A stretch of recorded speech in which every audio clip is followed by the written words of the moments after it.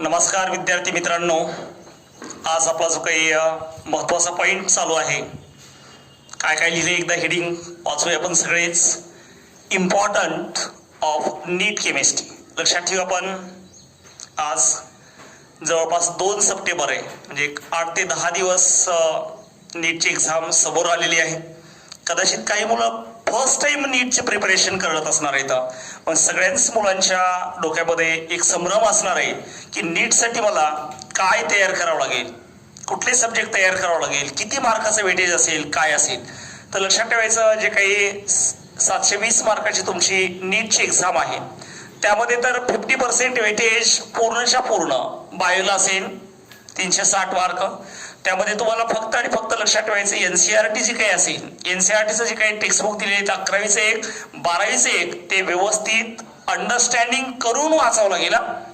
आणि त्याच्यानंतर maximum focus तुम्ही जर बायोलॉजीवर दिला असेल, आणि प्रत्येकानं टार्गेट ठरवा की जेवढे काही नीटला तुम्ही अपियर होणार आहे त्या प्रत्येकानं टार्गेट ठरवायचं की मला नीट बायोलॉजीमध्ये कमीत कमी 300 मार्क मिळाले पाहिजेत. जर मला बायोलॉजीमध्ये 300 मार्क मिळाले तर मी अर्धी लढाई जिंकलेली आहे. मग अर्ध्या लढाईसाठी मला 2 विषयावर डिपेंड राहायचंय. एक आहे ते माझा केमिस्ट्री आहे आणि दुसरा फिजिक्स आहे. फिजिक्समध्ये मिळवणे जे काही मार्क आहे ते थोडंसं अवघड आहे as compare to the chemistry, पण केमिस्ट्रीच्या मानाने जर मला मार्क मिळवायचे असतील तर अतिशय सोपं आहे. केमिस्ट्रीमध्ये 3 पार्ट आहेत, एक ऑर्गॅनिक, इनऑर्गॅनिक, फिजिकल. एकूण किती टॉपिक सांगा मला केमिस्ट्रीचे माहिती आहेत कोणाला? एकूण सगळे लक्षात ठेवायचे 30 टॉपिक आहेत. त्या 30 पैकी 11वीचे 14 टॉपिक आहेत आणि 12वीचे लक्षात ठेवायचे 16 टॉपिक आहेत. या दोघांची ऍडिशन केली की टोटल तुमच्या नीटसाठी येणारे जे काही टॉपिक असणार आहेत ते 30 टॉपिक आहेत. त्यातले 11वीचे किती आहेत? 14 आहेत. आणि त्या 14 मध्ये एक लक्षात ठेवायचा, हा जो काही 14 टॉपिक आहे त्यात एक एन्व्हायरमेंटल केमिस्ट्री आहे, त्याच्यावर काही जास्त क्वेश्चन येणार नाहीत एन्व्हायरमेंटल केमिस्ट्रीत. मग 11वीचे जे काही टॉपिक आहेत त्यातला एक तुम्हाला मी आता सांगितलेला कोणता आहे? Environmental chemistry. याच्यावर काही जास्त क्वेश्चन येत नाहीत. एक तर पहिला. आणि हायड्रोजन नावाचा एक टॉपिक आहे, मध्येच कुठतरी आलेला सिंपल टॉपिक आहे हायड्रोजन टॉपिक. याच्यावर आला तर कदाचित एक क्वेश्चन, नाहीतर डायरेक्ट 0 क्वेश्चन. म्हणजे 11वीचे 14ला 14 टॉपिक करत बसण्यापेक्षा तुम्हाला सगळे मिळून टॉपिक फक्त आणि फक्त 12 टॉपिक करायचे. 11वीतले 12 टॉपिक करायचे. 12वीमध्ये मात्र जे काही तुम्ही टॉपिक घेणार आहोत, या 12वीच्या टॉपिक मध्ये शेवटचे जे काही टॉपिक आहेत 2, एकाचं नाव पॉलिमर आहे आणि दुसरा केमिस्ट्री इन एव्हरीडे लाईफ. हे जे काही 2 टॉपिक आहेत प्रत्येकावर 1-1 मार्क येणार आहे, म्हणजे 1-1 क्वेश्चन येणार आहे. याचा अर्थ 4-4 मार्काचे वेटेज आहे. म्हणजेच 11वीतले 2 आणि 12वीतले जे काही 2 आहेत त्यापैकी एन्व्हायरमेंटल केमिस्ट्री काही स्टडी करत बसू नका. अंदाजे आन्सर आलं तरी येऊ शकते, नाहीतर आन्सर येणार नाही. याला जास्त वाचत बसावं लागेल. एन्व्हायरमेंटल केमिस्ट्री डिलीट मारून टाका. हायड्रोजन मध्ये सोपं आहे. हायड्रोजनवर एकच क्वेश्चन आला तरी येईल किंवा कदाचित येणार नाही. बऱ्याच वेळेस हायड्रोजनवर क्वेश्चन आलेलाच नाहीये. जर आलाच असेल तर काय येईल सांगतो पण आणखीन. मेटल हायड्राइडवर क्वेश्चन येणार आहे. मेटल हायड्राइड्स, H2O2 हायड्रोजन परऑक्साईडचं प्रिपरेशन आणि त्याचं स्ट्रक्चर आणि व्हॉल्यूम स्ट्रेन. बस हायड्रोजनवर काहीच बाकी करत बसू नका. काय काय सांगितलंय मी? हायड्रोजनवर एखादा क्वेश्चन जर आला असेल तर मॅक्झिमम कशावर येणार आहे? हायड्रोजनवर येणारा जो काही क्वेश्चन असणार आहे, एक येणार आहे तुमच्या हायड्राइड्सवर. हायड्राइडचं नेचर, त्यांची स्टॅबिलिटी ऑर्डर असणार आहे. त्याच्यानंतर दुसरा एक याच्यामधला जो काही पार्ट आहे H2O2चं नाव काय? हायड्रोजन परऑक्साईड. हायड्रोजन परऑक्साईडचं काय करा, एक तर तुम्हाला स्ट्रक्चर माहित पाहिजे, सिंपल आहे, स्ट्रक्चर माहित पाहिजे. हायड्रोजन परऑक्साईडवर आणखीन काय येऊ शकतो? एक तर त्याच्या ऑक्सिडायझिंग नेचर जे काही असणार आहे, त्याचबरोबर रिड्युसिंग नेचर, या दोघांवर क्वेश्चन येईल. आणि लास्ट नंबर एक लक्षात ठेवायचं, volume strength. Volume strength of H2O2 जर तयार केलं ना तर हायड्रोजन टॉपिकचा सगळाच पार्ट तयार झाला. आणि व्हॉल्यूम स्ट्रेंथ मध्ये डायरेक्ट फॉर्म्युला आहे, तुम्हाला फॉर्म्युलेवर डायरेक्ट व्हॅल्यू कॅल्क्युलेट करता येतात. आणि त्यामुळं ऍक्च्युअली 11वीचे 14 टॉपिक जर दिसत असले तरी खरे तर तुम्हाला फक्त आणि फक्त लक्षात ठेवायचे 12 टॉपिक स्टडी करायचे. त्याच्यानंतर 12वी मधले जे काही 16 आहेत त्यातले शेवटचे 2, एक एक क्वेश्चन येणार आहे. अंदाजे आन्सर काढता येतात फक्त जर एकदा व्हिडिओ ऐकलेले असतील तर. म्हणजे त्याला वाचायची पाठांतराची अजिबात गरज नाही. फक्त व्हिडिओ ऐकले जरी असले ना तरी सुद्धा तुम्हाला 100% मार्क जे काही शेवटच्या टॉपिकचे मिळणार आहे. त्याच्यानंतर या 30 टॉपिक पैकी एक लक्षात ठेवायचे 9 टॉपिक इनऑर्गॅनिकचे आहेत. 9 टॉपिक इनऑर्गॅनिकचे आहेत. त्याच्यानंतर 9 टॉपिक हे ऑर्गॅनिकचे आहेत आणि राहिलेले जे काही 12 टॉपिक आहेत ते लक्षात ठेवायचे फिजिकलचे टॉपिक आहेत. मुलांना सगळ्यात जास्त मार्क मिळवून देणारा पार्ट लक्षात ठेवा इनऑर्गॅनिक आहे. इनऑर्गॅनिकला काहीच करत बसू नका. एनसीईआरटीचं जे काही पुस्तक दिलेलं आहे ना ऍज इट इज रिटीन करायचं, बाकी काही डोकं लावायचे नाही. तुम्हाला येणारा जो काही इनऑर्गॅनिकचे क्वेश्चन आहेत ते जशाल तसे एनसीईआरटी मधून टेक्स्टबुक मध्ये जशाल तसे येणार आहेत आणि कमीत कमी इनऑर्गॅनिकच्या या पॉइंटवर जवळपास तुम्हाला 40 मार्क येतील. 40 मार्क फक्त एनसीईआरटीचं पुस्तक वाचा. 12वी मध्ये किती टॉपिक आहेत? 9 पैकी 12वी मध्ये जे काही टॉपिक आहेत लक्षात ठेवायचे. 12वी साठी 12th स्टँडर्ड मधले टॉपिक किती? तर 4 टॉपिक आहेत आणि 11वी मध्ये लक्षात ठेवायचं 5 टॉपिक आहेत इनऑर्गॅनिकचे. पिरियॉडिक टेबलशी रिलेटेड सगळे टॉपिक इनऑर्गॅनिकचे. मग कोणकोणते पिरियॉडिक टेबल मध्ये आहेत? 11वी मध्ये एस ब्लॉक आहे, पी ब्लॉक आहे, पिरियॉडिक टेबलच आहे ना, periodic classification of the element. त्याच्यानंतर 12वी मध्ये डी ब्लॉक आहे, ए ब्लॉक एलिमेंट आहे, कोऑर्डिनेशन आहे, हायड्रोजन याच कॅटेगरीमध्ये येणार आहे. आणि पिरियॉडिक टेबल बऱ्याच जणांना फार सोपा वाटेल. पिरियॉडिक टेबल एवढा सोपा टॉपिक नाही. तुम्हाला थरोली अंडरस्टँड करावं लागेल, समजून घ्यावं लागेल. अप्लाइड लेवलचे क्वेश्चन पिरियॉडिक टेबलवर येतील. त्याच्यानंतर नेक्स्ट नंबर लक्षात ठेवायचं ऑर्गॅनिक मध्ये. ऑर्गॅनिक मध्ये 11वी मध्ये फक्त 2च टॉपिक आहेत. कोणकोणते? एक आहे तो हायड्रोकार्बन. 11वी मध्ये एक आहे तो तुमचा हायड्रोकार्बनचा टॉपिक आहे. हायड्रोकार्बनवर दरवेळेस 2 क्वेश्चन तुम्हाला येतील, कदाचित 3 बी येणार आहेत. आणि दुसरा आहे तो लक्षात ठेवायचा 11वी मध्ये आणखीन एक टॉपिक आहे तो कोणता आहे? जीओसी आहे. जीओसी वर 3 येतील क्वेश्चन. म्हणजे जवळपास 11वीच्या सिलेबसला 5 प्रश्न येतील. करा मल्टिप्लाय. 5 मल्टिप्लाइड बाय 4 जर केलं असेल तर 11वीच्या 2च टॉपिकवर 20 मार्क असणार आहेत. नीट मध्ये एका पॉइंटवर जाणार आहेत मार्क तुम्हाला इथं असणार आहेत 20 आहेत. आणि 12वी मध्ये जे काही प्युअर ऑर्गॅनिकचे टॉपिक आहेत ते 4च आहेत. एक तर आपल्याला काय काय सांगता येईल? हॅलोजन, अल्कोहोल, फिनॉल, इथर, अल्डेहाइड कीटोन्स, नायट्रो कंपाऊंड आणि याच्या जोडीला जे काही 2 छोटेसे टॉपिक टाकले तर बायोमॉलिक्युल्स आणि पॉलिमर हे सगळे ऑर्गॅनिक मध्ये बसणार आहेत. आणि राहिलेले जे काही टॉपिक आहेत लक्षात ठेवायचे कोणाचे? इथं फिजिकलचे टॉपिक आहेत. फिजिकलचे टॉपिक 12 आहेत आणि सगळ्यात अडचण मुलांना याच ठिकाणी जाणार आहे फिजिकल मध्ये. कारण याच्यावर येणारे थेरॉटिकल प्रश्न कमी येतील. याच्यावर येणारे थेरॉटिकल प्रश्न कमी असणार आहेत.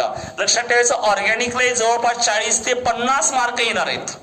90 मार्काच्या जवळपास असेल आणि राहिलेला 50%चा पार्ट 80 ते 90 मार्क लक्षात ठेवायच्या फक्त आणि फक्त कुठे येणार आहेत? फिजिकलवर येणार आहेत. मॅक्झिमम क्वेश्चन तुम्हाला इथून सापडणार आहेत. आणि सगळ्याला सगळे काय आहेत इथं? न्यूमरिकल आहेत. डेफिनेशन लेवलचं नीटला काही येत नाही. मग आज आपल्याला जे काही डिस्कशन करायचंय किंवा प्रत्येक टॉपिक महत्वाचे सगळे टॉपिक मी घेणार आहे आणि या टॉपिकला नीटला जात असताना काय करणार आहोत व्यवस्थित व्हिडिओ ऐका, लिहून ठेवा आणि जे काही मी सांगितलेलं आहे त्याला डबल रिवाइज करा. सगळं रिवाइज करा. पण सगळ्यात महत्वाचं जे आहे अप्लाइड क्वेश्चन कोणत्या कन्सेप्टवर येणार आहे ते मी तुम्हाला सांगेन. एकदा तो व्यवस्थित व्हिडिओ पुन्हा ऐका, लिहून काढा काय काय येणार आहे ते, नोटबुक मध्ये नोट करा. तुम्ही जे इम्पॉर्टंट नोट्स वाचतात त्याच्यावर स्टार करून ठेवा आणि त्याच्यावर व्यवस्थित लक्ष ठेवा. कमीत कमी एक 25 ते 30 मार्क या एका व्हिडिओमध्ये तुमचे जे वाढू शकतात, जे वर्षभर तयार केलेलं आहे ते. चला आता प्रत्येक टॉपिकचा आपल्याला आतापर्यंत 1988 पासून जवळपास 2019 पर्यंत लास्ट 30-32 वर्षामध्ये कोणकोणते क्वेश्चन आलेले आहेत, वारंवार क्वेश्चन कशावर येतात त्याच्याविषयी डिस्कशन करूया. 11वीतला पहिलाच टॉपिक टू मच इम्पॉर्टंट, ज्याचं नाव आपल्याला basic concept of the chemistry सांगता येते. Basic concept of the chemistry मध्ये फर्स्ट इम्पॉर्टंट पॉइंट काय आहे? मोल कन्सेप्ट. मग मोल कन्सेप्टवर तुम्हाला काय आलं पाहिजे पुन्हा सांगतो मी. नवीन असताल तरी लक्षात ठेवा, तुम्हाला एवढं महत्वाचं एवढं आलं की तुमच्या नीटमध्ये 150 पेक्षा जास्त मार्क तयार झाले. मोल कन्सेप्ट मध्ये तुम्हाला मोल्स काढता आले पाहिजेत, मॉलिक्युल्स काढता आले पाहिजेत किंवा मॉलिक्युल्सहून ऍटम काढता आले पाहिजेत. मोल्स काढण्यासाठी तुम्हाला मास असेल, व्हॉल्यूम असेल, नंबर ऑफ पार्टिकल असेल, कशाच्याही साह्यानं नंबर ऑफ मोल्स, मॉलिक्युल्स किंवा ऍटम काढता आले पाहिजे. कदाचित मोल्स मॉलिक्युल्स मध्ये जे काही ऍटम आहे त्याचं कन्व्हर्शन व्हॉल्यूम मध्ये आलं पाहिजे. एसटीपी ला गॅसचं व्हॉल्यूम दिला असेल तर एकतर मोलार मास काढा, त्याचं मोलार व्हॉल्यूम काढा.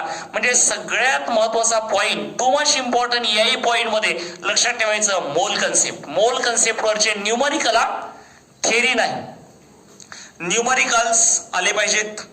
दुसरा सोपा पार्ट आहे, नशीब जर चांगला असेल कदाचित तर empirical formula, molecular formula, percentage दिलेला असेल त्या टेबल बनवा, टेबलच्या साहाय्याने हे कॅल्क्युलेट करा.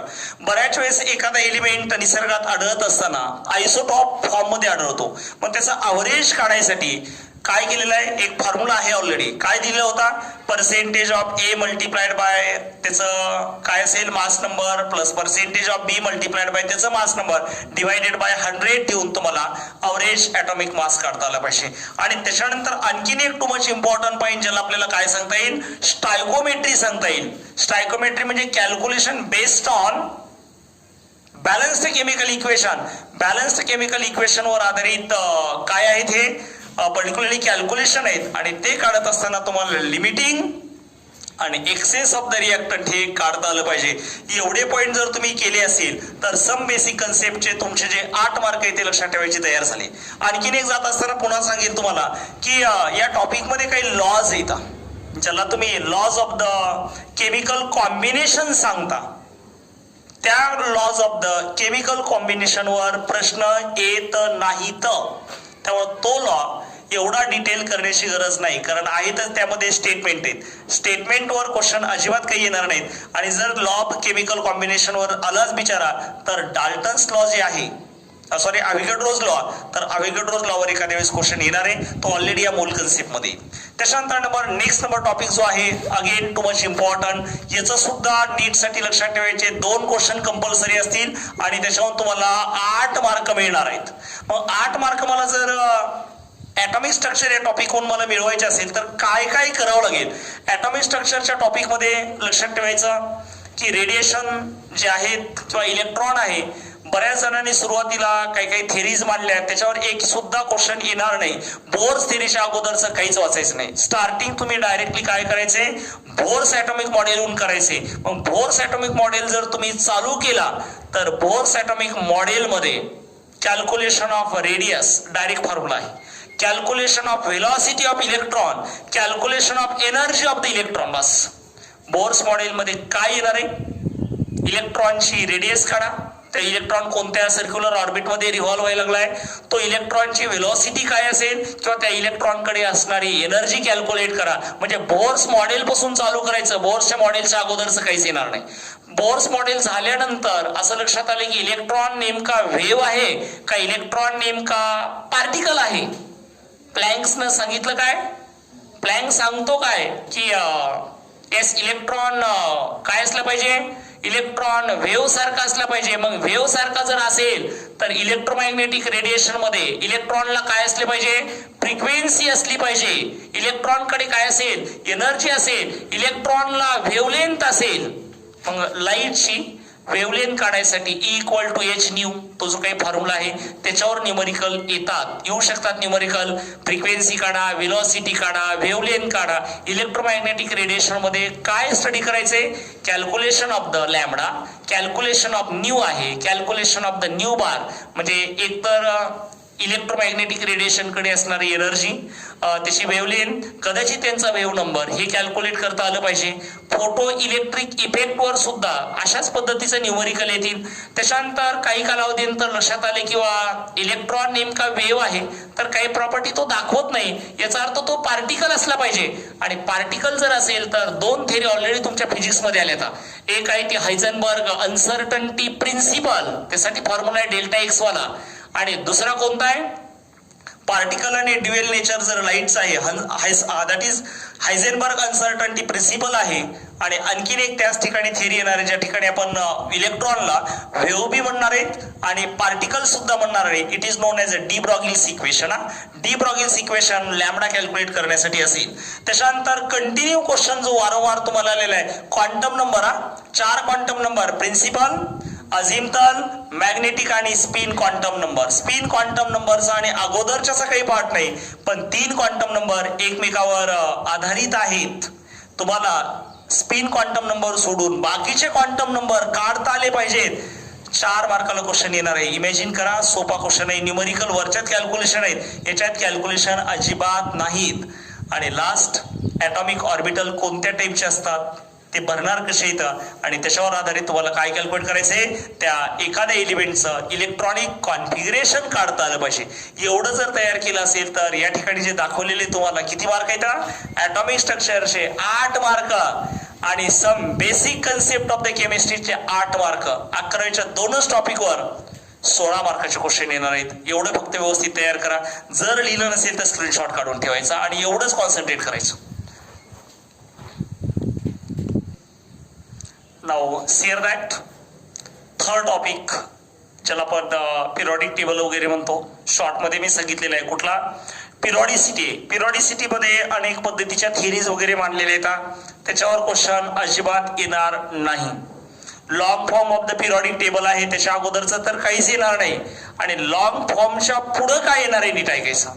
काय काय येणार आहे, ॲटॉमिक आणि आयोनिक रेडियस. कुणाच्या, फक्त आयसो इलेक्ट्रॉनिक पीसीज. ज्या स्पीसीज मध्ये इलेक्ट्रॉनची संख्या जर सारखी असेल तर ॲटॉमिक रेडियस असेल, आयोनिक रेडियस आहे. कॅटाईन असताना चार्ज असताना रेडियस काय, मायनस असेल तर व्हॅल्यू काय होणार आहे, आयसो इलेक्ट्रॉनिक पीसीजच्या ॲटॉमिक आणि आयोनिक रेडियस. चा अर्थ काय, आयोनायझेशन एन्थाल्पी. लक्षात ठेवायचं, सगळ्याला सगळं जे काही आहे. इनऑर्गॅनिकचा जरी टॉपिक असेल तर मी सगळ्यांना रिक्वेस्ट अशी करेल की हा टॉपिक एनसीआरटी मधून करू नका, कारण प्रश्न अप्लाइड लेवलचे येणार आहेत. आणि जेवढे काही पिरियॉडिक टेबल मध्ये एक्सेप्शनल केस आहेत, अपवाद आहेत, त्याच्यावरच सगळे क्वेश्चन आहेत. सगळे अपवाद जे आहेत त्याच्यावरचे क्वेश्चन आहेत. आणि त्यामुळे इनऑर्गॅनिकचा जरी टॉपिक असला तरी do not follow NCERT for this topic. NCERT होऊन याच्यातून क्वेश्चन होणार नाहीत. तर अदर दॅन एनसीआरटी सोडून दुसरं जे काही टेक्स्टबुक तुम्ही वर्षभर वापरलेलं आहे ते वापरा. आयोनायझेशन एन्थाल्पी टॉप पासून बॉटम कडे, लेफ्ट टू राईट कडे जात असताना इन्क्रीज डिक्रीज काय असणार आहे. त्यातल्यात इलेक्ट्रॉन ॲफिनिटीवर हॅलोजन मध्ये ग्रुपमध्ये येणार आहे. ग्रुप नंबर 13 मध्ये प्रश्न येणार आहे की टॉप पासून बॉटम कडे जात असताना काय होते, इलेक्ट्रॉन ॲफिनिटी कमी होते का वाढते, कमी होते. एक्स्ट्रापल केस आहे. फ्लोरीन आणि गॅलियम मध्ये एक्स्ट्रापल केस आहे. 2018 ला इथं क्वेश्चन आलेला आहे. 2018 साठी वरून खाली येत असताना बोरॉन फॅमिली, बोरॉन, अल्युमिनियम, गॅलिनियम काय झालं, इथं काहीतरी चेंज झालेला आहे. इलेक्ट्रोनिगेटिव्हिटी सिंपल क्वेश्चन येतील, याच्यावर काही अप्लाइड येणार नाहीत. इथं सगळ्यात मोठा प्रॉब्लेम आहे या 2 ठिकाणी. व्हॅलन्सी म्हणजे ऑक्सिडेशन स्टेट, त्या सबस्टन्सची व्हेरिएबल ऑक्सिडेशन स्टेट कॅल्क्युलेट करणे. आणि जर एखाद्या एलिमेंटचा ॲटॉमिक नंबर दिला असेल, एलिमेंटचं नाव दिलं असेल तर तुम्ही सांगू शकता, पण एलिमेंटचं नाव दिलं नाही, ॲटॉमिक नंबर जर दिला असेल तर तो एलिमेंट कोणत्या ग्रुपमध्ये बसेल, कुठल्या पिरियडमध्ये बसेल किंवा कदाचित कोणता त्याचा ब्लॉक असेल, हे कॅल्क्युलेट करण्यासाठी इलेक्ट्रॉनिक कॉन्फिगरेशनवर आधारित काही रूल आहेत. तेवढे एकदा रूल्स पहा. आणि याच्याशिवाय सुद्धा आणखीन एक क्वेश्चन तुम्हाला वारंवार येणार आहे, तो म्हणजे लक्षात ठेवायचा, पर्टिक्युलरली झेड इफेक्टिव्ह आहे का, काही झेड इफेक्टिव्ह आहेत. हा, झेड इफेक्टिव्ह काय असते, झेड इफेक्टिव्ह म्हणजे effective nuclear charge and it is calculated by Slatter's rule. Slatter's रूलच्या साहाय्याने तुम्हाला झेड इफेक्टिव्ह काढता येतो. स्क्रीनिंग कॉन्स्टंट किंवा यालाच आपण सिग्मा असं म्हणतो. सिग्मा कॅल्क्युलेट करण्यासाठी काही रूल आहेत, तर तेवढे रूल कॅल्क्युलेट करा. याच्यावर अप्लाइड क्वेश्चन आहेत, याच्यावर अप्लाइड हे सगळे याला म्हणजे तुम्हाला एकदा का झेड इफेक्टिव्ह येत असेल की हे सगळं बाकी येत असते. त्यामुळे झेड इफेक्टिव्ह कॅल्क्युलेट करायचं असताना स्लॅटर्स रूल आहेत, ते एकदा वाचा तुम्ही. ते वाचले की बाकी सगळ्याला सगळे प्रश्न सुटू शकतात. त्याच्यानंतर next to much important topic, अगोदरचे जे काही जे टॉपिक आहेत त्या सगळ्या टॉपिक मध्ये सगळ्यात महत्वाचा टॉपिक लक्षात ठेवायचा केमिकल बॉन्डिंग आहे. केमिकल बॉन्डिंग मध्ये न्यूमरिकल नाही तर अजिबात न्यूमरिकल नाही येतं. पण केमिकल बॉन्डिंगचं एनसीआरटी बघा, नाही तर रेग्युलरचं टेक्स्टबुक बघा, एवढा बंच व्हायला लागतो. काय काय पाठ करणार येतं? 8 आणि 10 दिवसावर एक्झाम असल्यावर पाठ होत असते का? पण त्यासाठी काय करा, क्वेश्चन येणार आहे आयसो स्ट्रक्चरल आणि आयसो इलेक्ट्रॉनिक पीसीस, म्हणजे खाली 2-4 आन्सर दिले असतील, त्यापैकी आयसो स्ट्रक्चरल कोणता आणि आयसो इलेक्ट्रॉनिक कोणता. तर एक सांगतो मी, आयसो स्ट्रक्चरल जो आहे तो आयसो इलेक्ट्रॉनिक असतो आणि आयसो इलेक्ट्रॉनिक जो आहे ना आयसो स्ट्रक्चरल असतो. मग कशाहून काढायचंय तर लक्षात ठेवायचं, हायब्रिडायझेशन सेम पाहिजे बस. आणि हायब्रिडायझेशन साठी एक फॉर्म्युला आहे, तो बघा, half number of orbitals minus valence electrons वगैरे जो काही फॉर्म्युला आहे तो जर तुम्ही इथं वापरला तर तुम्हाला हायब्रिडायझेशन काढता येईल. ज्या अनेक सेंट्रल आयटमचं हायब्रिडायझेशन सेम आहे, त्यांचे इलेक्ट्रॉन सेम आहे, त्यांचं स्ट्रक्चरल सेम असेल. डायपोल मोमेंटवर क्वेश्चन येईल, melting point, boiling point, dipole moment जास्त कोणाचा कमी कोणाचा. बॉन्ड ऑर्डर याच्या अगोदरच्या व्हिडिओमध्ये मी ऑलरेडी तुम्हाला डायरेक्टली फॉर्म्युला दिलेला आहे बॉन्ड ऑर्डर कशा काढायच्या. बॉन्ड ऑर्डर काढायला तुम्ही एमओटी काढत बसाल, वेळ नाहीये. एमओटीहून बॉन्ड ऑर्डर काढायच्या नाही, ट्रिक्स आहे छोट्या छोट्या. बॉन्ड ऑर्डर काढा, ज्या सबस्टन्स मध्ये बॉन्ड ऑर्डर सगळ्यात जास्त स्टॅबिलिटी डायरेक्टली प्रोपोर्शनल, म्हणजे मोर स्टेबल जर काढायचं आहे तुम्हाला, स्टॅबिलिटी काढा, बॉन्ड लेन काढा, तर सगळं इथं आहे रूट त्याचं. बॉन्ड ऑर्डर काढा, ज्याची स्टॅबिलिटी जास्त बॉन्ड ऑर्डर जास्त, स्टॅबिलिटी कमी बॉन्ड ऑर्डर कमी, inversely proportional to the length. ज्याची बॉन्ड ऑर्डर कमी आहे त्याची बॉन्ड लेन जास्त. त्यामुळे तुम्हाला हे बॉन्ड ऑर्डर काढता आली पाहिजे. बॉन्ड ऑर्डर काढायला एमओटीची व्हॅल्यू काढत बसू नका. एमओटी काढायच्या ऐवजी काय करा, शॉर्ट ट्रिक आहे बॉन्ड ऑर्डर काढायचे, एकदा मागचा व्हिडिओ बघा, तुम्हाला डायरेक्ट ही होऊन जाईल. Bond angles type of hybridisation वर असते. टाइप ऑफ द हायब्रिडायझेशन आहे, सेंट्रल ॲटमचा इलेक्ट्रॉनिगेटिव्हिटी वाढली की बॉन्ड अँगल वाढतो. सेंट्रल ॲटमची इलेक्ट्रॉनिगेटिव्हिटी कमी झाली, बॉन्ड अँगल कमी होणार आहे. याचा अर्थ ग्रुप नंबर 15, ग्रुप नंबर 16 चे जे हायड्राईड आहेत ना, अमोनिया फॅमिली, वॉटर फॅमिली, यांचे bond angle top to bottom कडे जात असताना डिक्रीज व्हायला लागतात. ते बॉन्ड अँगल. मॅग्नेटिक प्रॉपर्टी दोनच, एकतर दिलेला सबस्टन्स पॅरा तरी असेल, नाहीतर काय डाय तरी असणार आहे. फेरो 2-3च एक्झाम्पल येतं, आयर्न, कोबाल्ट, निकेल, गॅल्डोनियम, हे जर सोडले तर राहिलेले सगळे कोण येतात, राहिलेले सगळ्याला सगळे एकतर पॅरा तरी आहेत किंवा डाय तरी आहेत. एक आत्ता जातात की असताना सांगतो, जर दिलेल्या ऍटम मध्ये इलेक्ट्रॉनची संख्या इव्हन आली, समसंख्या आली तर तो पॅरा आहे. आणि जर त्यात ऑड नंबर ऑफ इलेक्ट्रॉन आले, 1, 3, 5, 7, 11, 13, 15 काय असतील, तर तो लक्षात ठेवायचा तुमचा कोणता आहे, पॅरा आहे. आणि जर इव्हन आली, इव्हन 2, 4, 6 वगैरे, तर तो डाय या. पूर्ण संख्या आल्या, समसंख्या आल्या की लक्षात ठेवायचा तो डाय. आणि जर संख्या जोडी लागत नसेल, अपूर्णांकात येत असेल, म्हणजे काय विषम संख्या येत असेल, तर त्यावेळेस लक्षात ठेवायचा सबस्टन्स कोणता, पॅरा असतो. एक्सेप्ट जर इलेक्ट्रॉनची संख्या 10 आणि 16 असेल तर तुम्ही इथं फसता. ऑक्सिजनचा मॉलिक्यूल जर घेतला असेल तर O2 आहे, इलेक्ट्रॉनची संख्या 16 येते, सम आहे. सम असले की तुम्ही आता जे नाव सांगितले ते कोणतं आहे, डाय आहे. इथे एक्सेप्शनल केस आहे, 10 आणि इलेक्ट्रॉन जर 16 असतील तर तो डाय नसून कोणता लक्षात ठेवायचा, पॅरा आहे. आणि लास्ट नंबर लक्षात ठेवा, मॉलिक्युलर ऑर्बिटल थेरी. जे काही ग्राफ काढलं म्हणजे डायग्राम काढलेली ना, ते ऑर्बिटल भरायची, ती डायग्राम एकदा बघा. एकदा का तुम्हाला डायग्राम भरता आली ना, तर मग सिग्मा मध्ये इलेक्ट्रॉन किती, सिग्मा स्टार मध्ये इलेक्ट्रॉन किती, पाय मध्ये किती, पाय स्टार मध्ये किती. तर इलेक्ट्रॉन कॉन्फिगरेशन काढत असताना नायट्रोजन पर्यंत वेगळे, आणि नायट्रोजनच्या वर गेलो म्हणजे तुम्ही ऑक्सिजन कडे, निऑन कडे किंवा फ्लोरीन कडे जायला लागलो तर एमओटीची डायग्राम थोडीशी वेगळी, तेवढं लक्ष ठेवायचं.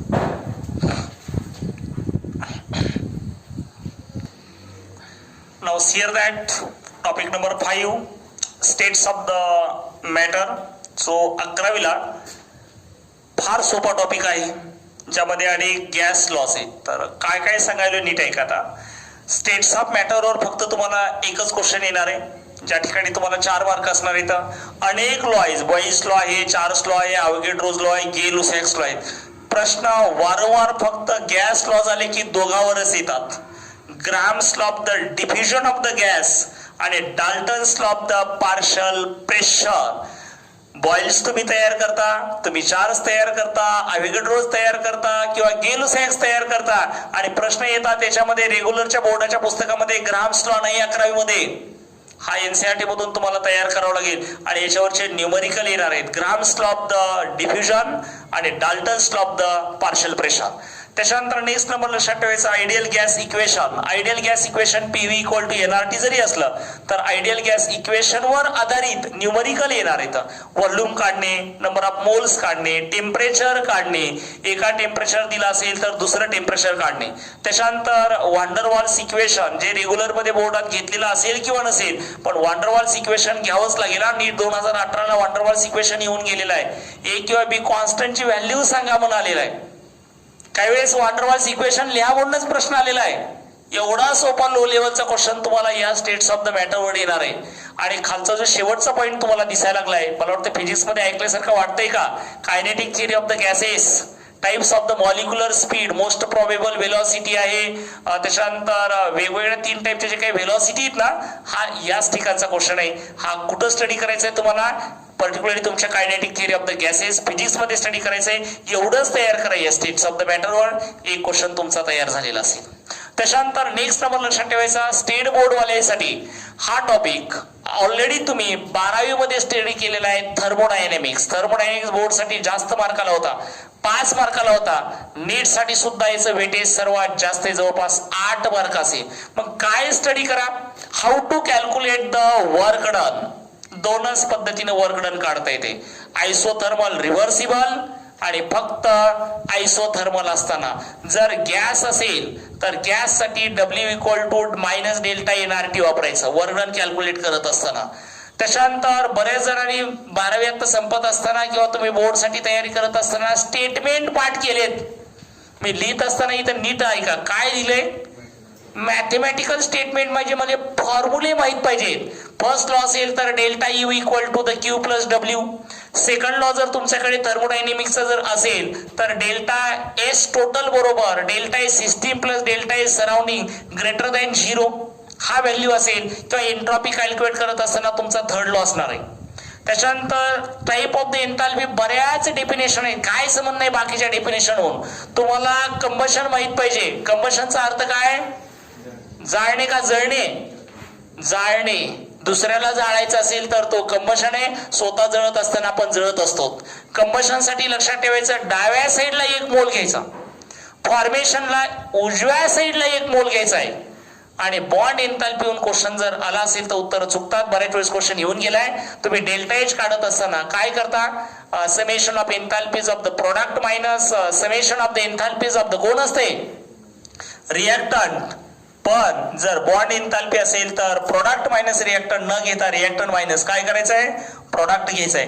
त्याच्यानंतर सोपा क्वेश्चन बऱ्याच वेळेस येऊन गेलेला आहे. कोणत्या कंडिशनला डेल्टा एच बरोबर डेल्टा यू असू शकतो? तर लक्षात ठेवायचं डेल्टा एन काढता आला पाहिजे. याच्यावर क्वेश्चन वारंवार येणार आहे. डेल्टा एच मोठा कधी, डेल्टा यू मोठा कधी. तर डेल्टा एन काय रे? हा डेल्टा एन म्हणजे काय आहे? Number of gas product minus number of gas reactant. लक्षात ठेवा फॉर्म्युला सोपा आहे, सोपे क्वेश्चन येतील. त्याच्यानंतर हे लॉचे न्यूमरिकल. बऱ्याच वेळेस तुम्हाला ते न्यूमरिकल पाहिल्यानंतर भीती वाटते. ऍक्च्युअली एवढे पाहिल्यानंतर भिण्यासारखे न्यूमरिकल अजिबात नाहीत. हे न्यूमरिकल अतिशय सोपे न्यूमरिकल असतात. इक्वेशन मध्ये जर दिले की लक्षात ठेवायचे हेच लॉ आहेत. आणि लास्ट रिएक्शनची काय ठरवणे? स्पॉन्टॅनिटी. मग स्पॉन्टॅनिटी ठरवायला तुमच्याकडे 2 साधने आहेत. एक तर डेल्टा एस आणि दुसरा डेल्टा जी आहे. काय सांगितलं नीट ऐका आता. जर डेल्टा एस टोटल सिस्टीमचा प्लस मध्ये गेला reaction spontaneous. Delta S total minus मध्ये आला नॉन स्पॉन्टॅनियस आहे. डेल्टा एस टोटल लक्षात ठेवायचं 0 असताना रिएक्शन इक्विलिब्रियमला आहे. त्याच्या अपोजिट डेल्टा जी असतो. त्याच्या अपोजिट डेल्टा जी आहे, डेल्टा जीचं नाव Gibbs free energy change. Delta G plus आला नॉन स्पॉन्टेनियस, मायनस स्पॉन्टेनियस आणि 0ला उलटवाटी नसतो. It is equal to the equilibrium असेल. मग डेल्टा एच प्लस असताना काय, डेल्टा एच मायनस असताना काय, कोणत्या टेम्परेचरला स्पॉन्टेनियस आहे, कोणत्या टेम्परेचरला नॉन स्पॉन्टेनियस, एवढ्या टाईपचे न्यूमरिकल तयार करा. तुमच्या थर्मोडायनेमिक्सचे 8 पैकी 8 मार्क तुमचे तयार झालेले असतील. चला आता टॉपिक नंबर नेक्स्ट, इक्विलिब्रियम. एनसीईआरटीच्या टेक्स्ट मध्ये ज्यावेळेस तुम्ही इक्विलिब्रियम पाहताल त्यावेळेस एकच इक्विलिब्रियम आहे आणि ज्यावेळेस other than the NCERT reference book पाहताल ना, त्यावेळेस त्यात असं लक्षात येईल की तुम्हाला दोन पार्ट आहेत. एकाचं नाव केमिकल इक्विलिब्रियम आहे आणि दुसरा आयनिक इक्विलिब्रियम आहे. केमिकल इक्विलिब्रियम तुम्हाला पचायला जरा जड जाणार आहे, तर त्यासाठी काय करा, फक्त दोनच करा केमिकल इक्विलिब्रियम मध्ये, केसी आणि केपीतलं रिलेशन आणि त्याच्यावरचे कॅल्क्युलेशन, बस. बाकी काही करायचं नाही केमिकल मधला. आणि लीच ॲटलीस्ट प्रिन्सिपल हा थेरॉटिकल पार्ट आहे. नीट 2018ला क्वेश्चन आलेला आहे. जर टेम्परेचर वाढवावं लागेल, प्रेशर वाढवावं लागेल, अमोनिया तयार करायला काय करावं लागेल, हा तुमचा लीच ॲटलीस्ट प्रिन्सिपल आहे. मग खालचे जे काही 3 पासून पुढे आहेत, ओस्टवाल्ड डायल्युशन लॉ, अल्फा आणि के मधलं रिलेशन जे काय असेल ते, पीएच काढणे, पीओएच काढणे, H+ काढणे, OH- काढणे, ionic product of the water, सगळ्यात महत्वाचं असेल हे. 4 नंबरला मॅक्झिमम क्वेश्चन तुम्हाला येतील. लीच ॲटलीस्ट फार सोपा आहे. बफर सोल्युशन वर क्वेश्चन सारखे येतात. त्यातल्यात हँडरसन्स इक्वेशन होऊन ऍसिडिक असेल तर बफर सोल्युशनचा पीएच काढणे, बेसिक असेल तर बफर सोल्युशनचा पीओएच कॅल्क्युलेट करणे, आणि लास्ट सोलिबिलिटी आणि सोलिबिलिटी प्रॉडक्ट वर अतिशय महत्वाचे क्वेश्चन आहेत. जर तुम्हाला सोलिबिलिटी दिला असेल तर कदाचित केएसपी काढावं लागेल, आणि केएसपी दिला असेल तर लक्षात ठेवायचं तुम्हाला काय काढायचं आहे, सोलिबिलिटी काढायचं आहे. आणि त्यासाठी एक फॉर्म्युला सगळ्यांना जर माहित असेल तर ठीक आहे, नसेल तर इथंच लक्षात ठेवा, Ksp equal to A⁴ into B⁴ S⁴A+B असतो. इथं ए आणि बी हा चार्ज नाही. डिसोसिएशन झाल्यानंतर किती कॅटायन आणि किती एनायन तयार झालेत त्यांची संख्या आहे. कॅटायन आणि एनायनची संख्या म्हणजे ए आणि बी आहे. याच्यावर आधारित तुम्हाला केएसपी आणि एस वर आधारित क्वेश्चन येतील. आणि last type of the salt लक्षात ठेवायचे. 4 पद्धतीचे सॉल्ट आहे. Strong acid, strong base, strong acid, weak base असताना, कदाचित वीक ऍसिड स्ट्रॉंग बेस असताना, वीक बेस आणि वीक ऍसिड असताना त्याच्यावर आधारित क्वेश्चन येऊ शकतात. सगळ्यात महत्वाचा टॉपिक असेल वेटेज. बघा, त्यात असलेले कन्सेप्ट बघू नका, फॉर्म्युले बघू नका. इथं वेटेज बघा किती मार्काला येणार आहे ते, त्यामुळे याला निग्लेक्ट करत बसू नका. 8 ते 12 मार्क, नशीब चांगला असेल तर 12 मार्काला क्वेश्चन फक्त एकाच टॉपिकवर येईल. त्याच्यानंतर नेक्स्ट नंबर रेडॉक्स रिएक्शन, हा एकच क्वेश्चन याच्यावर येणार आहे. फक्त आणि फक्त एक क्वेश्चन लक्षात ठेवायचं. 4 मार्क आहे तिथं. 4 मार्कामध्ये तुम्ही, हा प्रॉफिटेबल टॉपिक आहे, फायदा होण्यासारखा, भयानक फायदा होणार. फक्त 2च गोष्टी करायच्यात. काय, ऑक्सिडेशन स्टेट काढता आली पाहिजे आणि त्या रिएक्शन बॅलन्स करायच्यात. मग तुम्हाला एक रिएक्शन दिली असेल, आयडेंटिफाय ABC वगैरे कोएफिशियंट तुम्हाला विचारलेले असतील. 2 मेथडने बॅलन्स करायचे. कोणती मेथड वापरा, तुम्हाला मेथड कोण विचारले, कोएफिशियंट विचारलेले इथं, त्यामुळे तुम्हाला ऑक्सिडेशन स्टेट किंवा बॅलन्सिंग आलं पाहिजे. जर नशीब चांगलं असेल तर 2018ला तर काय केले, ते समरीमध्ये रेडॉक्सच्या एनसीईआरटी मध्ये एक स्ट्रक्चर दिलेलं होतं, ते स्ट्रक्चरच विचारलं याच्यापैकी कोणतं स्ट्रक्चर आहे, काही येऊ शकतो. त्याच्यानंतर एस ब्लॉक, हाही पुढे थिओरॉटिकल पार्ट आहे. थिओरॉटिकल पार्ट मध्ये काय काय करत बसा, साईज वर क्वेश्चन येणार आहे. टॉप टू बॉटम कडे ऍटमची किंवा आयनची साईज वाढते, गॅसमध्ये ऍक्वियस मध्ये उलट होते, आणि मोबिलिटीवर तोच क्वेश्चन असेल, साईजवरच आधारित आहेत.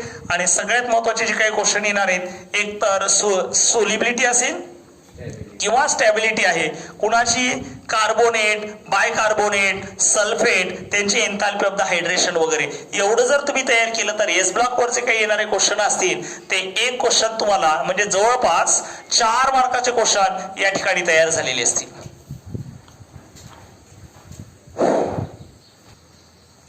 Now here that topic number 11. काही जणांच्या लक्षात आलं असेल की टॉपिक नंबर मी 8 घेतलाय आणि डायरेक्ट 10 घेतलाय. 9 नंबर कोणता आहे, 9 नंबर जो आहे तो हायड्रोजन आहे. त्यासाठी मी डिस्कशन करण्याच्या अगोदर सांगितले, जास्त करत बसू नका. हायड्रोजनला एक तर हायड्राइड्स करा, H2A2 जो आहे हायड्रोजन परऑक्साईड, त्याचं स्ट्रक्चर तयार करा, आणि लास्ट त्याच्या ऑक्सिडायझिंग रिड्युसिंग रिएजंट म्हणजे ज्या काही प्रॉपर्टी असतील आणि व्हॉल्यूम स्ट्रेंथ. बाकी काही तुम्हाला हायड्रोजन मधून करण्याची आवश्यकता नाही. त्याच्यानंतर नेक्स्ट नंबर जो काही पी ब्लॉक तुम्हाला दिलेला आहे, 11वीतला पी ब्लॉक, फक्त एक क्वेश्चन 11वीतल्या पी ब्लॉक मध्ये येणार आहे.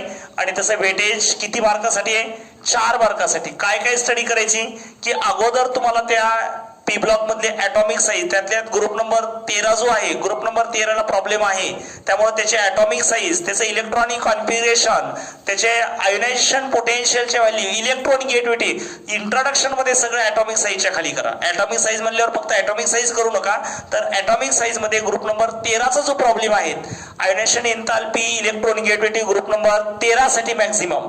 त्याच्यानंतर त्यांचे ऑक्सिडेशन स्टेट आणि +1 मध्ये कोण स्टेबल, +3 ला स्टेबल कोण, +4 ला कोण स्टेबल आहे, त्यांच्या स्टॅबिलिटी ऑर्डर ग्रुप नंबर 13 आणि 14 साठी. सिलिकेट्स आणि झिओलाइट या दोघांचे स्ट्रक्चर तयार करावं लागतील, त्यातल्यात हे सिलिकेटवर मॅक्झिमम क्वेश्चन आलेले आहेत. ऑक्साईड त्यांचे नेचर काय असतील ते, आणि कार्बनचे तुमच्याकडे ॲलोट्रॉप आहेत, डायमंड आणि कोणता आहे, ग्राफाइट. फुलरी नाही, त्यातले दोन महत्वाचे आहेत, एक डायमंड आहे आणि दुसरा ग्राफाइट आहे. त्यांची कंडक्टिव्हिटी आणि त्याचबरोबर त्यांचं हायब्रिडायझेशन कोणतं आहे, स्ट्रेंथ काय आहे, आणि डायबोरेनचं जे स्ट्रक्चर आहे हे सगळ्यात महत्वाचं आहे, इलेक्ट्रॉन डेफिशियंट मॉलिक्यूल आहे.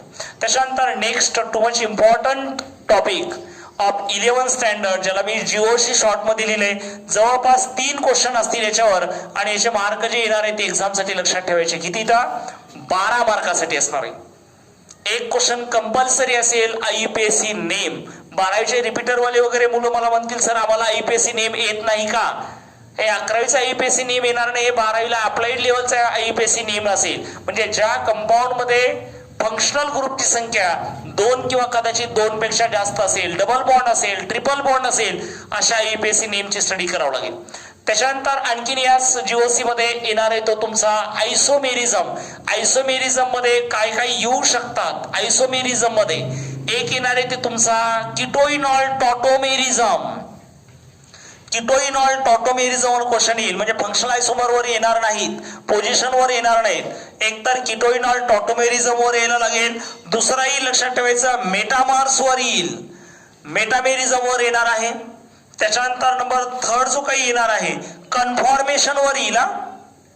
अल्केन मध्ये मॅक्झिमम ठिकाणी आलेलं आहे, आणि जॉमेट्रिकल आयसोमेरिझम अल्कीन मध्ये आले, जी आहे. एवढं स्टडी करावं लागेल तुम्हाला. कशामध्ये? आयसोमेरिझम मध्ये. पुन्हा सांगायला, आयसोमेरिझम मध्ये tautomerism, metamers, conformation isomers of alkane. Too much important. Isomerism वर वारंवार क्वेश्चन यायला लागले. तर आयसोमेरिझम मध्ये सगळ्यात महत्वाचे क्वेश्चन असतील conformation isomers, geometrical isomerism in alkenes मध्ये असणार आहे, आणि याच्याशिवाय सुद्धा ऑप्टिकल आयसोमेरिझम एक असणार आहे. या ऑप्टिकल आयसोमर वर लक्षात ठेवायचे आर आणि एस कॉन्फिगरेशन काढता आलं पाहिजे. आर आणि एस कॉन्फिगरेशन तुमच्या ऑप्टिकल आयसोमेरिझम वर येईल. त्याच्यानंतर याच टॉपिक मध्ये मेकॅनिझम ऑफ द रिएक्शन. तुम्ही वर्षभर ज्या ज्या रिएक्शन स्टडी केलेल्या आहेत त्या मार्कॉनिक्स आहे, अँटी मार्कॉनिक्स आहे, इलिमिनेशन, डिहायड्रेशन वगैरे वगैरे सगळं माहिती, उत्तर असतात. ऑप्शन नंबर ए असते. या रिएक्शनचं तुम्हाला जोपर्यंत मेकॅनिझम हा माहित असणार नाही तोपर्यंत आन्सर शुअरली देता येत नाहीत, उत्तर चुकतात. त्यासाठी त्या सगळ्या रिएक्शनचं मेकॅनिझम इथं आहे. त्याच्यानंतर types of the reagent. Types of the reagent कोणते? एक न्यूक्लियोफाइल आहे, इलेक्ट्रोफाइल आहे. याच्याशिवाय सुद्धा हे जे दिलंय का स्टॅबिलिटी ऑर्डर, न्यूक्लियोफाइल आहे, इलेक्ट्रोफाइल आहे. प्लस चार्ज म्हणजे कार्बोनियम, कार्बियनियॉन, फ्री रॅडिकल, कार्बिन. कोणत्या रिएक्शन मध्ये होतात, त्यांची स्टॅबिलिटी ऑर्डर काय आहे, हे सगळं तुम्हाला इथं लक्षात ठेवावं लागेल. कार्बनचा hybridization, double bond single bond वाले एखादा कंपाऊंड द्यायला लागतात, आणि त्यामध्ये कार्बनचं हायब्रिडेशन उरका.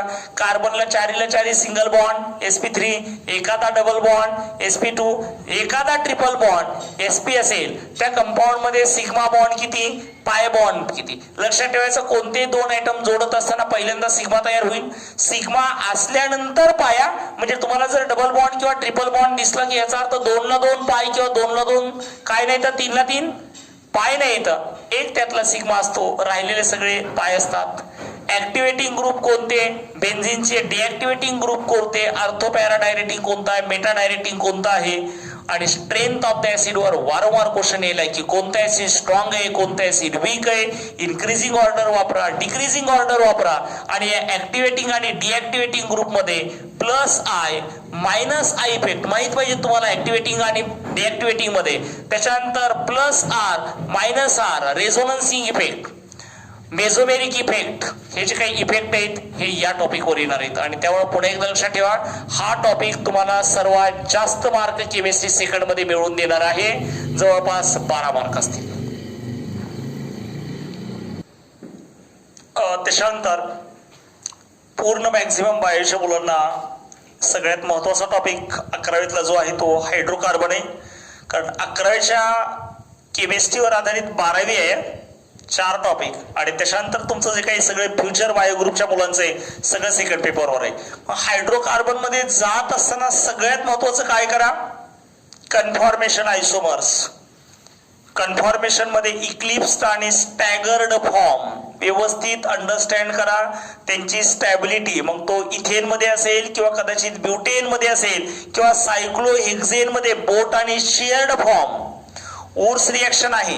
ज्या मुलांना मार्कॉनिक्स आणि अँटी मार्कॉनिक्स रूल कळलेला आहे त्यांना एक क्वेश्चन तुम्हाला इथे कंपल्सरी येणार आहे. पण तुम्ही सगळेच म्हणणार आम्हाला मार्कॉनिक्स रूल आणि अँटी मार्कॉनिक्स रूल येतो, पाठांतर नको. त्याचं मेकॅनिझम लक्षात ठेवा. मार्कॉनिक्स आणि अँटी मार्कॉनिक्स रूल स्टडी करत असताना जे अपेक्षित उत्तर आहे त्यापेक्षा वेगळे जे उत्तर येतात त्याचं कारण तुम्हाला मेकॅनिझम कळलेलं नाही. मग अगोदरचा जो टॉपिक आहे इलेक्ट्रोफिलिक ऍडिशन रिएक्शन मेकॅनिझम, त्यामध्ये तुम्हाला मेकॅनिझम आहे. मेकॅनिझम मध्ये मार्कॉनिक्सचे जे प्रश्न आहेत ना, हायड्राईड शिफ्ट आहे, मिथिल शिफ्ट आहे, फिनिल शिफ्टिंग आहे, शिफ्टिंग झाल्याशिवाय प्रॉडक्ट येत नाही. त्यामुळे 11वीच्या मुलांसारखं सुपरफिशियली प्रश्न वाचला आणि डायरेक्ट उत्तर दिलं की ह्याचे तर मार्क गेलेत, पण जे काही वरी पडले त्यातला 1 मार्क मी गेलाय. त्यामुळे मार्कॉनिक्स आणि अँटी मार्कॉनिक्स व्यवस्थित स्टडी करा. ऍसिडिटी ऑफ द अल्काईन, त्यांची ऑर्डर. टर्मिनल जर कार्बनला ट्रिपल बॉन्ड असेल, त्याच्यावर हायड्रोजन असेल तरच तो ऍसिडिक असतो. ऍसिटिलिनला टर्मिनलला 2 हायड्रोजन आणि ट्रिपल बॉन्ड वाला मोर ऍसिडिक आहे. जर हायड्रोजन मध्ये आधी असतील किंवा ट्रिपल बॉन्ड मध्ये असेल ना, ऍसिडिक स्ट्रेंथ अल्काईनची कमी व्हायला लागते. त्याच्यानंतर रिएक्शन्स ऑफ द बेन्झिन. बेन्झिनच्या कोणते रिएक्शन, इलेक्ट्रोफिलिक सबस्टिट्यूशन रिएक्शन आणि त्यातली त्यात फ्रायडल क्राफ्ट रिएक्शन. 2018ला फ्रायडल क्राफ्ट रिएक्शन येऊन गेलेली आहे. त्याच्यानंतर नेक्स्ट कोलबेज इलेक्ट्रोलिसिस रिएक्शन. सगळ्या ठिकाणी प्रॉब्लेम आहे. कोलबेज इलेक्ट्रोलिसिस रिएक्शन ही अल्केन तयार करायला आहे, अल्किन तयार करायला आहे आणि त्याचबरोबर अल्काईनला सुद्धा आहे. 2 वेगळे सेपरेट सोडियम सॉल्ट घेतले तर अल्केन तयार व्हायला लागतो. एकाच कार्बनला 2 COH ग्रुप आले एकाच कंपाऊंड मध्ये शेजारच्याला तर लक्षात ठेवायचं अल्किन तयार व्हायला लागतो. आणि फ्युमरेट किंवा मॅलिक ऍसिडचे जर सोडियम सॉल्ट घेतले तर अल्काईन तयार व्हायला लागतं. हे कोलबेज रिएक्शन आहे. त्यामुळे तुम्हाला इलेक्ट्रोलिसिस रिएक्शन सगळ्या बेन्झिनच्या करावं लागतील. मार्कॉनिक्स रूल पाहावं लागेल, कन्फॉर्मेशन पाहावं लागेल. त्याच्यानंतर अल्काईन पासून अल्केन बनवत असताना सिस कोणता, ट्रान्स कोणता, ऍडिशन सीन आणि अँटी कोणती आहे ते एक लक्षात ठेवा. त्याच्यानंतर आपला इथून पुढला जो काही पार्ट आहे, आणखीन एक टॉपिक मी काढलेला आहे 14 नंबरचा एन्व्हायरमेंटल केमिस्ट्री. युजलेस टॉपिक आहे, त्याच्यावर काही क्वेश्चन येणार नाही. जर आलाच तर कॉमन सेन्सनं सोडवता येतो. आतापर्यंत तुम्हाला एन्व्हायरमेंटल कुठंतरी गेलेलं आहे, पर्यावरण वगैरे, त्याच्यावर क्वेश्चन डायरेक्ट सॉल्व्ह होऊ शकतो. सॉलिड स्टेटवर क्वेश्चन एकच येणार आहे.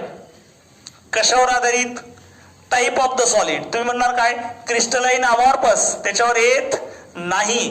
टाईप ऑफ द सॉलिड मध्ये कोणकोणते आहेत, कोव्हॅलंट, मॉलिक्युलर, मेटॅलिक, आयनिक. त्यापैकी एखादा असेल good conductor, bad conductor, low temperature, more temperature. Density of the unit cell, simple cubic, body centred, FCC यांची डेन्सिटी काढा. त्यांच्यामध्ये रिलेशन जे एज लेंथ आहे आणि रेडियस आहे या दोघांचं एज लेंथ आणि पर्सेंटेज ऑक्युपाइड किती, अनऑक्युपाइड किती आहे याच्यावर आधारित डेन्सिटी काढा. याच्यावर आधारित क्वेश्चन येईल. त्यामुळे density of the unit cell महत्वाचा पॉईंट असणार आहे. रेडियस रेशो रूल, कॅटाईनची रेडियस दिली, एनाईनची रेडियस दिली, त्याचा कोऑर्डिनेशन नंबर काढा, त्याचे डायग्राम काढा वगैरे वगैरे तुम्हाला विचारलं जाईल. डिफेक्ट मध्ये फक्त स्टेट बोर्ड मध्ये फक्त आणि फक्त डिफेक्ट 2 दिलेत. एकाचं नाव फ्रँकेल आणि दुसरा कोणता आहे, शॉर्टकी डिफेक्ट आहे. सॉलिड स्टेट स्टडी करत असताना ऑलवेज फॉलो NCERT. बास, NCERT शिवाय सॉलिड स्टेट व्यवस्थित तयार होणार नाही. वेगवेगळे डिफेक्ट हे सगळे कशामध्ये येतं, पूर्णच्या पूर्ण NCERT मध्ये दिलेत. त्याच्यानंतर semiconductor, P type of the semiconductor, N type of the semiconductor आणि ब्रॅग्स इक्वेशन फक्त माहित असू द्या. ब्रॅग इक्वेशन काय आहे, इक्वेशन फक्त माहित असू द्या. NCERT मध्ये नाही दिलेला क्वेश्चन याच्यावर येऊन गेलेला आहे. एवढे जर पॉईंट केले असेल तर लक्षात ठेवायचं सॉलिड स्टेटचे तुमचे 4 मार्क नक्कीच तयार होतात. नाउ नेक्स्ट नंबर 12th मधला सगळ्यात महत्वाचा टॉपिक दॅट इज सोल्युशन्स. सोल्युशनवर दरवेळेस तुम्हाला 2 क्वेश्चन येतील. त्यापैकी एक न्यूमरिकल आहे आणि एक थिअरॉटिकल क्वेश्चन असणार आहे. 2 मार्कांसाठी जे काय 2 क्वेश्चन असणार आहेत 8 मार्कासाठी. त्यातला फर्स्ट जो काही इम्पॉर्टंट पार्ट आहे मोलॅरिटी, मोल फ्रॅक्शन, पर्सेंटेज बाय मास, त्याच्यानंतर नॉर्मॅलिटी. हे झाले सोपे क्वेश्चन. मोलॅरिटी दिली असेल मोलॅरिटी काढा, मोलॅरिटीहून मोलॅरिटी कॅल्क्युलेट करा. डेन्सिटी दिली असेल तर डायरेक्ट मोलॅरिटी कॅल्क्युलेट करता येईल तुम्हाला. नॉर्मॅलिटी असेल 2 सोल्युशन मिसळल्यानंतर काय नॉर्मॅलिटी होणार आहे याचा अर्थ तुम्हाला हे डीप येणार आहे. रॉल्स लॉ मध्ये स्वतः रॉल्स लॉ, मग त्याच्यानंतर आयडियल सोल्युशन आहे, नॉन आयडियल सोल्युशन आहे, ॲझोट्रॉपिक मिक्सचर आहेत. नॉन आयडियल मध्ये positive deviation from Rawls law, negative deviation from Rawls law. याला महत्वाचं करा. नीट 2018 इथे येऊन गेलेला आहे question.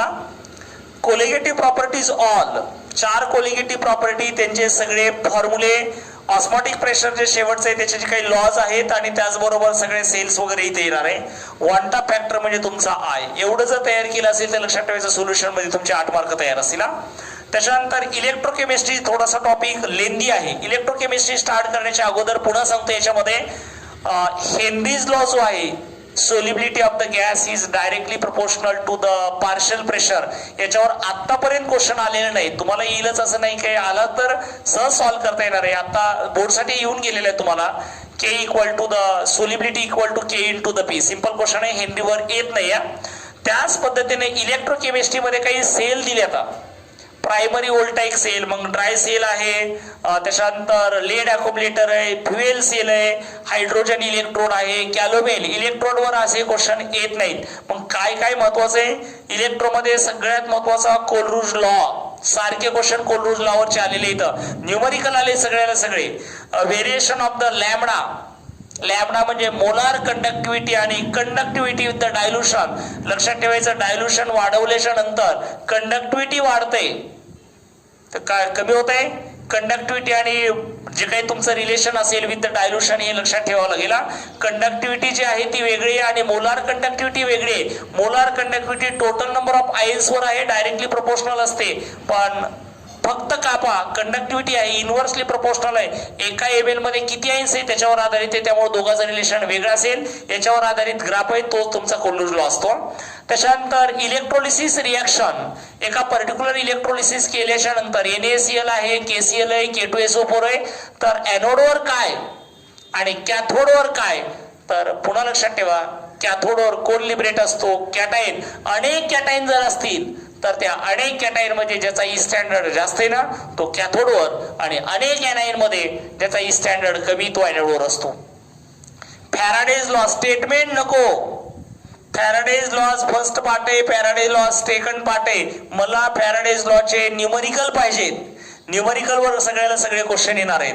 Nernst equation, E standard काढायचंय, ई सेल काढायचंय, डेल्टा जी काढायचंय, हे सगळं नर्स इक्वेशन वर आधारित. EMF सिरीज वर वारंवार क्वेश्चन आलेले इथं. रिड्युसिंग रेजंट कोणता, ऑक्सिडायझिंग रेजंट कोणता, कोणाचं रिडक्शन व्हायला लागेल, कोणाचं रिडक्शन ऑक्सिडेशन होईल, EMF सेल वगैरे काढा. रिएक्शन स्पॉन्टेनियस आहे का नाही इथं आणखीन एक सांगतो. जर ई स्टँडर्ड काढलेला असेल, ई स्टँडर्ड सेल काढायला फॉर्म्युला काय, ई स्टँडर्ड सेल बरोबर E standard cathode minus E standard कोण असते एनोड आहे.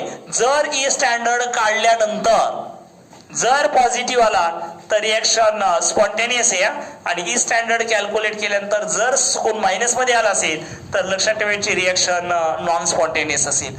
त्याच्यानंतर नेक्स्ट टॉपिक, याच्यात प्रायमरी व्होल्टाईक सेलचा अजिबात अभ्यास करत बसलो का याच्यावर येणार नाही क्वेश्चन. केमिकल कायनेटिक्स हा मॅक्झिमम मॅथमॅटिकल बेस्ड टॉपिक आहे. बऱ्याच मुलांना प्रॉब्लेम येतो याचा. मग मॅथमॅटिकल बेस्ड टॉपिक जरी असेल तर सगळ्यात महत्वाचं type of the reaction, average reaction एक असतात, instantaneous rate of the reaction. त्याच्यानंतर integrated rate law of first order, integrated rate law of the zero order, आणि त्यांचं टी हाफ आणि के बरोबरचं relation. K equal to first ऑर्डरला 0.693 divided by T half आणि zero order साठी A zero upon 2 times T half equal to the K. Equation लक्षात ठेवा. त्याच्यानंतर सिडो फर्स्ट ऑर्डर रिएक्शनचे एक्झाम्पल आहेत hydrolysis of the sucrose, hydrolysis of the तुमचा Easter जो आहे तो इथे येणार आहे. Unit of the K calculate करत असताना सिंपल एक्झाम्पल झिरो ऑर्डर असू द्या तर कोणती ऑर्डर असू द्या, लक्षात ठेवायचं capital M 1 minus N inverse of the time. आणि तर एन चा अर्थ आहे ऑर्डर ऑफ द रिएक्शन. जर ऑर्डर झिरो असेल तर जे रेट फर्स्ट ऑर्डरचं आपलं जे ऑर्डर किती असेल, झिरो जर असेल तर मोलार पर सेकंद हे युनिट कुणाचे, झिरो ऑर्डरचं युनिट हेच केचं युनिट असेल. आणि फर्स्ट ऑर्डर जर ठेवलं असेल तर फक्त टाइमचा इनव्हर्स येणार आहे. त्याच्यानंतर याच्यातले ग्राफ, बऱ्याच बायाच्या मुलांना ग्राफचा प्रश्न फार प्रॉब्लेमॅटिक करेल. सगळ्या ग्राफचं रूपांतर फक्त एकातच करा, y equal to M X plus C मध्ये करा. मग y equal to M X plus C चा अर्थ काय, y ऍक्सिस वर जे लिहिणार आहेत ना ते पहिल्यांदा येणार आहे, x ऍक्सिस वर जे लिहिणार आहेत आणि स्लोप काढायचा असेल तर एम असेल आणि इंटरसेप्ट म्हणजे तुमचा सी आहे. या ऑल ग्राफचं कन्व्हर्शन जर याच्यात केलं तर मला वाटतं बायाच्या मुलांना एकाही ग्राफचे जे काही प्रश्न अजिबात डोक्यात जात नव्हते. सोपं सांगतो, y equal to M X plus C मध्ये कन्वर्ट करा. प्रत्येक ग्राफचा तुम्हाला स्लोप काढता येईल, इंटरसेप्ट काढता येईल. ग्राफ न काढता ग्राफ पाठपीठ करत बसू नका. RNS equation log K2 upon K1 किंवा log of K equal to, त्याच्यावर कदाचित ग्राफ बी येऊ शकतो. आरएनएस इक्वेशनचा ग्राफ बघा, log of K equal to काय आहे, log of A. Arrhenius equation असं होतं ना, आरएनएस इक्वेशन काय होतं, लॉग ऑफ K बरोबर लॉग ऑफ ए मायनस काय आहे ई ए अपॉन मध्ये 2.303 R इंटू टी. जर शेवटची टर्म पहिल्यांदा घेतली तर हे इक्वेशन असं येईल का, log k equal to minus E upon 2.303 into R into T A plus log of A. या ठिकाणी ग्राफ जर log of K versus 1/t काढला असेल तर स्लोप मायनस मध्ये खाली जाणार आहे आणि जिथे इंटरसेप्ट असेल तर तुमचा लॉग ऑफ ए असला पाहिजे. आणि लास्ट कायनेटिक मध्ये स्टडी करायचा आहे तो तुमचा कोणता, कोलिजन थिअरी. कोलिजन थिअरीवर एखाद्या वेळेस क्वेश्चन येईल, ऍप्लिकेबल आहे फक्त आणि फक्त बायमॉलिक्युलर रिएक्शन साठी. नाउ नेक्स्ट नंबर टॉपिक 19 हा रेग्युलर आपल्या स्टेट बोर्ड मध्ये 11वी मध्ये आहे. सरफेस केमिस्ट्री आणि थर्मोडायनेमिक्स यातला बदल झालेली. तर surface chemistry follow the NCERT. NCERT जर फॉलो केलं असेल तर अतिशय सोपे क्वेश्चन, त्यात मी पुन्हा सांगतो मी मॅक्झिमम क्वेश्चन तुम्हाला फेरनलीज ऍडसरप्शन आयसोथर्मवरच येणार. काय आहे, ग्राफ काढलेला आहे. मग ग्राफचा स्लोप काय, ग्राफचा इंटरसेप्ट काय, आणि तो जर आला नाही तर लँगोमियर. याला लँगोमियर शक्यतो येणार नाही कारण लँगोमियरच्या ऐवजी मॅक्झिमम सगळ्या ठिकाणी हाच येणार आहे. त्याच्यानंतर कोलाइड्स, दोन टाईपचे कोलाइड आहेत, लायोफिलिक, लायोफोबिक. त्यांच्या प्रॉपर्टीज आणि प्रिपरेशन, लायोफिलिक, लायोफोबिक. याच्याशिवाय सुद्धा साईजवर आधारित मायक्रोमॉलिक्युलर, मल्टीमॉलिक्युलर, मिसेल्स किंवा असोसिएटेड कोलाइड. कोलाइड सगळ्यात महत्वाचं असेल. फर्स्ट फेरलिश कोलाइड्स. त्याच्यानंतर कोलाइडला प्रोटेक्ट करण्यासाठी जे काही लागणार आहे ते प्रोटेक्शन ऑफ द कोलाइड आहे. त्यानंतर त्याचं कोॲग्युलेशन, टू मच इम्पॉर्टंट. याच्यावर डायरेक्ट क्वेश्चन अतिशय सोपा, फक्त एकदा वाचा तुम्ही कोॲग्युलेशन ऑफ द कोलाइड, तुम्हाला लगेच कळेल की कोॲग्युलेशन साठी काय लागेल आणि कोण रिस्पॉन्सिबल असेल कोॲग्युलेशन साठी. Coagulation is directly proportional to the charge. आता सांगून जातो लगेच. It is directly proportional to the oxidation state. ज्या आयनच्या डोक्यावर ऑक्सिडेशन स्टेट सर्वात जास्त असेल त्याची कोॲग्युलेशन पॉवर सर्वात जास्त असेल. फक्त तुम्हाला कोलाइड कॅटायनिक किंवा कोलाइड आहे का अनायनिक कोलाइड आहे एवढं जर कळलं तर directly proportional to the oxidation state. आणि प्रोटेक्शन पॉवरच्या नंतर बऱ्याच वेळेस गोल्ड नंबर येतो. गोल्ड नंबर म्हणजे सोन्याचा नंबर नाही, तर गोल्ड नंबर म्हणजे प्रोटेक्शन मध्येच येणार आहे. तुम्ही एकदा फक्त काय करायला, एनसीआरटी फॉलो करा. एनसीआरटी फॉलो करायला आता वेळ नाही, ऑनलाईन व्हिडिओ जरी ऐकला तरी सुद्धा तुमचा सॉलिड स्टेट बऱ्यापैकी तयार होऊन जाईल. बाद झालं, तुम्हाला फक्त मार्क मिळवत जायचे. त्याच्यानंतर मेटालर्जी मध्ये बरंच काही काही दिलेलं आहे. क्वेश्चन येणार आहे एक, मग काय करायचे, जे ओव्हर दिलेत ना त्यांचे फॉर्म्युले तुम्हाला माहित पाहिजे. फॉर्म्युला दिला असेल तर त्या ओव्हरचं नाव माहित पाहिजे. 10वी पर्यंत तुम्हाला डिफरन्स कॅल्सिनेशन झालाय, रोस्टिंग झालेलं आहे. सगळ्यात महत्वाचं मेटालर्जी मध्ये इलिंग हँड डायग्राम, आणि जी मुलांना सगळ्यात अवघड जाती फार सोपी आहे. फार सोपी इलिंग हँड डायग्रामला मायन्यूट ऑब्झर्वेशन करा. जरी अवघड असलं तर इकडे मार्क बघा. एक एक क्वेश्चन जर आपण अवघड म्हणून सोडवायला लागलं तर शिल्लक काय राहणार आहे. आणि त्यामुळे Ellingham diagram we have to continue at here. त्याच्यानंतर एक्सट्रॅक्शन 4 मेटलचं आहे, आयर्न, कॉपर, झिंक आणि ॲल्युमिनियम. त्यापैकी 3 महत्वाचे, कॉपर, ॲल्युमिनियम आणि झिंक आहे. आणि यांचं रिफायनिंग म्हणजे कोणत्या पद्धतीनं प्युरिफाय केले येतं, यांचं रिफायनिंग एवढं तयार केलं की तुमचे 4 मार्क मेटलची मधले तयार. आता पी ब्लॉक कमीत कमी 60 पेजचा टॉपिक आहे. काय करणार आणि काय सोडणार. झाला असेल तर ठीक आहे, नसेल झाला तर एवढंच करा. Oxy acids of the sulphur, phosphorus, halogen. Acidic strength increase कुठं होणार, डिक्रीज कुठं होणार, काय असणार आहे. Stability of hydride top to bottom कडे जात असताना सगळ्यांचे हायड्राइड आहेत वाढणार का कमी होणार आहेत. त्याच्यानंतर bond angles of that hydrides, hydride मध्ये जे काही बॉन्ड एंगल आहे त्याच्यावर तुम्हाला स्टडी करायचंय. इंटर हॅलोजन कंपाऊंडचं प्रिपरेशन नका, फक्त आणि फक्त काय करा, त्यांचे स्ट्रक्चर स्टडी करा बस. इंटर हॅलोजन वर जे काही प्रश्न येणार आहे त्याच्या स्ट्रक्चरवर येणार आहे, बाकी काही करत बसू नका. फक्त आणि फक्त लक्षात ठेवायचा स्ट्रक्चर, कोणतं हायब्रिडायझेशन आहे, कोणत्या पद्धतीचा दिसायला लागतो, जॉमेट्री. आणि लास्ट अमोनिया असेल, PCl3 असेल, PCl5 असेल, या सगळ्या कंपाऊंडचं काय करा, स्ट्रक्चर स्टडी करा. पी ब्लॉक जास्त करत बसू नका. Now here that the next topic 12वीतला सगळ्यात महत्वाचे 2 टॉपिक आहेत, DRDA ब्लॉक आणि कोऑर्डिनेशन. नीट 2018ला DRDA ब्लॉक वर 3 क्वेश्चन आणि कोऑर्डिनेशन वर 3 क्वेश्चन. ज्या मुलांनी हे जर 2 टॉपिक व्यवस्थित केलेले असतील त्यावेळेस त्यांना जवळपास 6 क्वेश्चन म्हणजे 24 मार्क एकाच टॉपिकवर आले. 2 टॉपिकवर. ही इनऑर्गॅनिकचे टॉपिक आहेत आणि 12वी इनऑर्गॅनिकला विचारण्यासारखं कुठंच जास्त नाही. त्यामुळे मॅक्झिमम तुम्हाला डी आणि एफ आणि त्याचबरोबर कोऑर्डिनेशन वर येणार आहे. नशीब चांगलं असेल तर 3-3 क्वेश्चन येतील, पण कमीत कमी 2 क्वेश्चन तर फिक्स असणार आहेत. पण डी आणि एफ मध्ये लक्षात ठेवायचं, डी आणि एफ ब्लॉक एलिमेंटचं दोघांचंही फर्स्ट ट्रान्झिशन सिरीज डी ब्लॉकचा आणि F block lanthanide series, actinide series.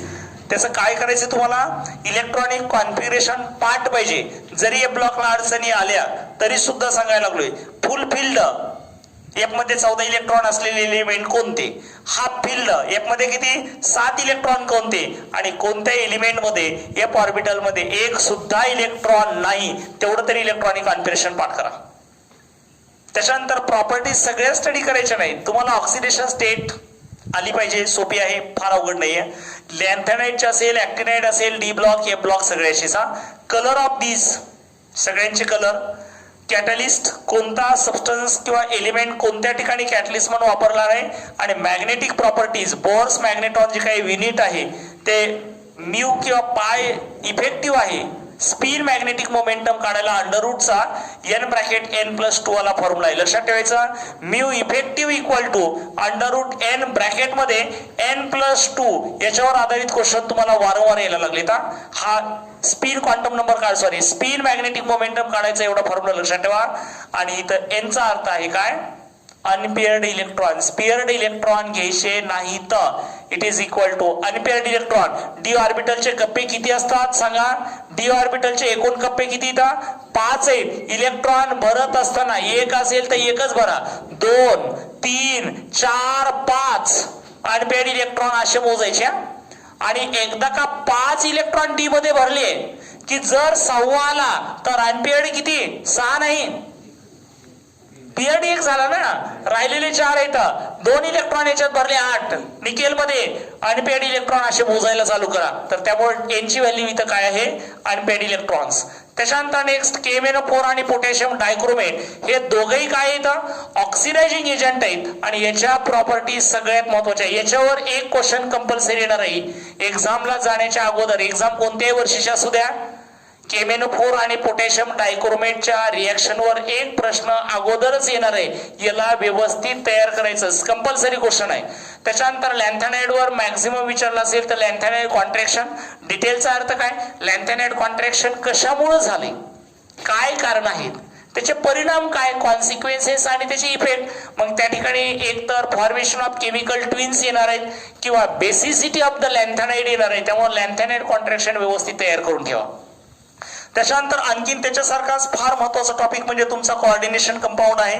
Coordination compound मध्ये वेर्नर्स थेरी, पॉस्युलेट नाही तर काय सांगितलंय?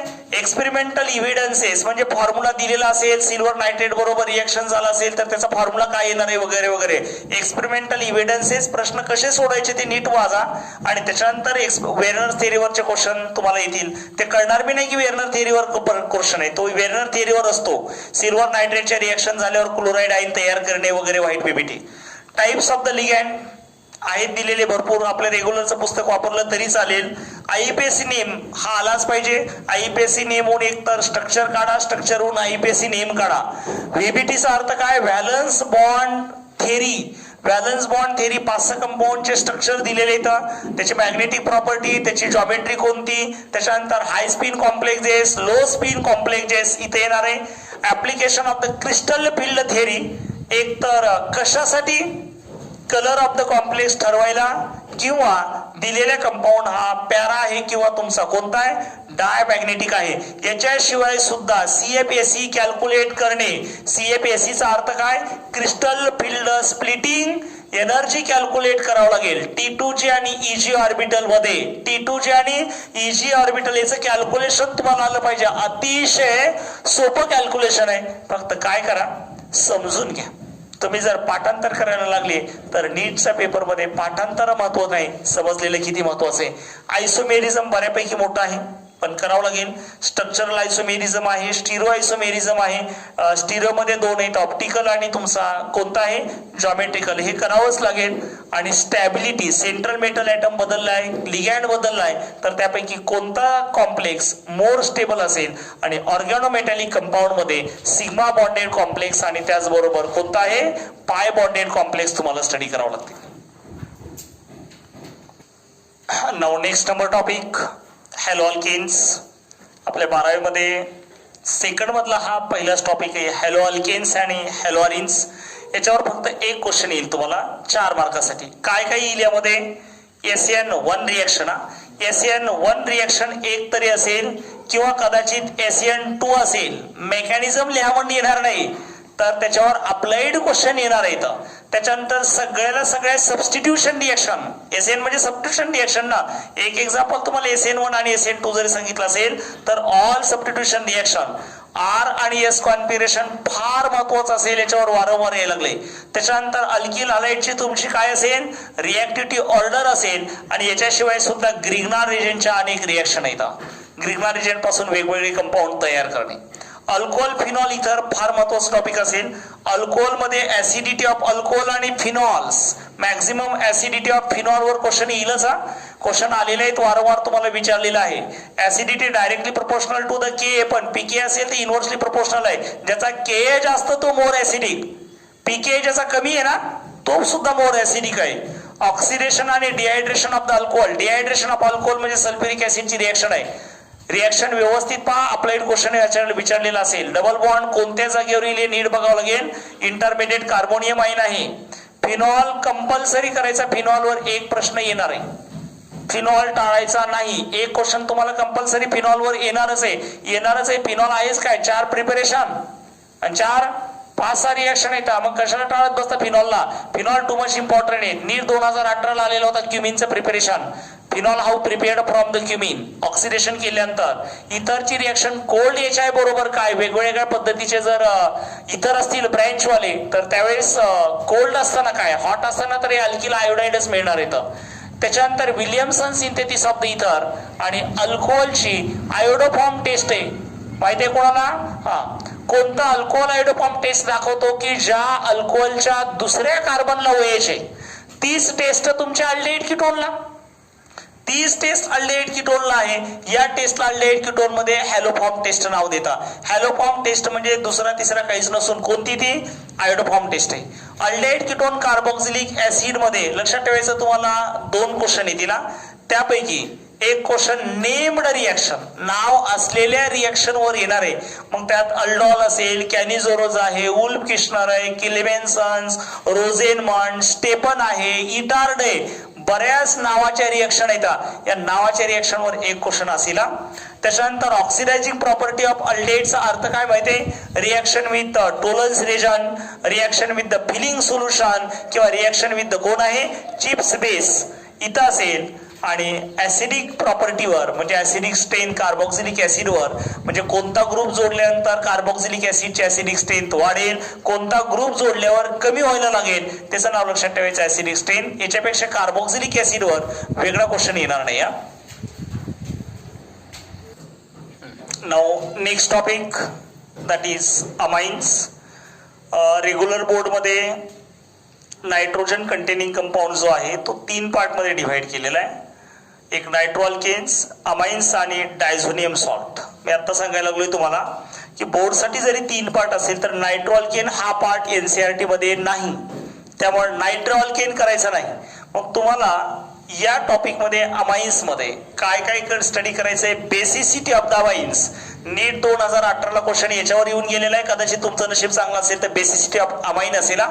लक्षात ठेवायचं, अमाइनची बेसिसिटीची ऑर्डर गॅसमध्ये वेगळी आहे, ऍक्वेस मध्ये वेगळी आहे, पुन्हा ऍक्वेस मध्ये मिथिल असताना वेगळी, इथिल असताना वेगळी. तेव्हा बेसिसिटी ऑफ अमाइन व्यवस्थित तयार करायच्या. त्याच्यानंतर difference between primary, secondary, tertiary amine कदाचित नायट्रस ऍसिड वापरून, कार्बिल अमाइन रिएक्शन वापरून किंवा हिन्सबर्ग रिएजंट वापरून. आणि त्याच्याशिवाय सुद्धा डायझोनियम सॉल्टच्या बऱ्याच रिएक्शन येतात, त्या माहित पाहिजेत. त्यापैकी कुठली तरी एखादी रिएक्शन दिली असेल, ॲरोवर काहीतरी दिलं असेल, एवढं जर तयार केलं असेल तर तुमचे 4 मार्क तयार होतील. त्याच्यानंतर बायोमॉलिक्युल्स मध्ये सगळ्यात महत्वाचा अर्धाच पार्ट आहे, ज्याचं नाव आपण शुगर किंवा कार्बोहायड्रेट म्हणू. अर्धा राहिलेला पार्ट हा थिअरॉटिकल सिंपल पार्ट आहे. त्यातला काय काय स्टडी करायचंय, ग्लुकोज पूर्ण त्याचं प्रिपरेशन, प्रॉपर्टीज मध्ये open chain structure of the glucose 5-6 point आहेत. नीट 2018 ला हे येऊन गेलेलं आहे. Open chain structure of the glucose सगळ्यात महत्वाचं. रिड्युसिंग शुगर कोणत्या, नॉन रिड्युसिंग शुगर कोणत्या येतात, डी आणि एल शुगर कोणत्या, रिड्युसिंग शुगर कोणत्या, नॉन रिड्युसिंग शुगर कोणत्या. त्याच्यानंतर स्ट्रक्चर ऑफ डाय आणि पॉलिसेकॅराइड सगळ्यात महत्वाचं आहे. डाय आणि पॉली 2018 ला इथेही क्वेश्चन येऊन गेलेला आहे. पॉलिसेकॅराइड मध्ये स्टार्च, अमायलोपेक्टिन आणि अमायलो जर क्वेश्चन आलेला आहे. प्रोटीनचं structure primary, secondary, tertiary structure आहे. Formation of the peptide, essential amino acid कोणते, नॉन इसेन्शियल अमायनो ऍसिड कोणते, झ्विटर आयन कोणते, अल्फा अमायनो ऍसिड, प्रोटीन आणि न्यूक्लिक ऍसिड. डीप पूर्णच्या पूर्ण डीपच्या डीप स्टडी करा. याच्यावर एक क्वेश्चन येईल आणि एक क्वेश्चन तुमच्या कार्बोहायड्रेट वर असणार आहे. आणि व्हिटॅमिन वर एक अंदाजे क्वेश्चन तुम्ही सॉल्व्ह करू शकता. म्हणजे कोणत्या व्हिटॅमिन कोणत्या सबस्टन्स मध्ये आढळेल, कोणत्या फळामध्ये आढळेल, आणि तो व्हिटॅमिन जर नसेल तर डिफिशियंट डिसीज कोणता असेल, बायोमध्ये ऑलरेडी झालेलं आहे, इथं तयार करत बसू नका. पॉलिमर वर एकच क्वेश्चन येणार आहे. त्यामध्ये type of the polymer, thermosetting असेल, कदाचित थर्मोप्लास्टिक आहे, इलॅस्टोमर आहे आणि फायबर्स. याचे एक्झाम्पल लक्षात ठेवायचे. आणि preparation raw material nylon polymers. Nylon polymer वर मॅक्झिमम क्वेश्चन आलेला असेल. रबर, बुना एस रबर आहे, बुना एन रबर आहे, नॅचरल रबर आहे. आणि याच्याशिवाय सुद्धा लक्षात ठेवायचा कोणता, बायोडिग्रेडेबल पॉलिमर. आता राहिला कोणता एक आहे, एक टॉपिक आहे तो केमिस्ट्री इन एव्हरीडे लाईफ. त्याला जात असताना थोडस ड्रग्स वगैरे जे काही दिलेले आहेत त्यांचे स्ट्रक्चर पाहू नका, नावं फक्त माहीत असू द्या. आणि एखादा व्हिडिओ जर तुम्ही केमिस्ट्री इन एव्हरीडे लाईफचा ऐकला, व्यवस्थित समजून घेतला ना, तर केमिस्ट्री इन एव्हरीडे लाईफ मध्ये फक्त एक क्वेश्चन येईल, तो बी तुम्हाला मार्क मिळवून देणार आहे. So that this is all about our काय काय लिहिलं तर IMP of your NEET chemistry. एवढं जर तुम्ही तयार केलं, या व्हिडिओचा फायदा फक्त कधी होईल, जर तुमचा अभ्यास थोडा बहुत तरी असेल तर. तुम्ही जर निवळ कोड्या पाठीनं जर बसायला लागले तर व्हिडिओ ऐकून काहीतरी होणार आहे, व्हिडिओ ऐकून काही होणार नाही. जे काही तयार केलंय त्याला आणखीन काय रिवाइज करावं लागेल, महत्वाचे क्वेश्चन कोणते येतात हे सगळं सांगितलेलं आहे. पुन्हा एकदा सांगायला लागलोय की जेवढं जरी तयार केलं तर मला वाटतं 150 मार्कापर्यंत तुम्ही सहज मार्क मिळवू शकता. क्वेश्चन येणारे हे थिअरॉटिकल येत नाहीत. पुन्हा सांगायला लागले शेवट करत असताना, क्वेश्चन अप्लाइड लेवलचे येणार आहेत. त्याच्यावर विचार करून प्रश्न सोडवावे लागतील. डायरेक्ट क्वेश्चन सॉल्व्ह करत बसू नका. डायरेक्ट जर प्रश्न सोडवले तर उत्तर जातील. ज्या प्रश्नाचे उत्तर येणार नाहीत अजिबात सोडू नका, पुढला प्रश्न सॉल्व्ह करा. त्याच्यावर वेस्ट व टाइम जर घातला तर पुढल्या प्रश्नाला मार्क काय होतात, वेळ पुरत नाही. आणि so that will stop here. सगळ्यांना नीटच्या आता येणाऱ्या एक्झामसाठी बेस्ट ऑफ लक. थँक्यू.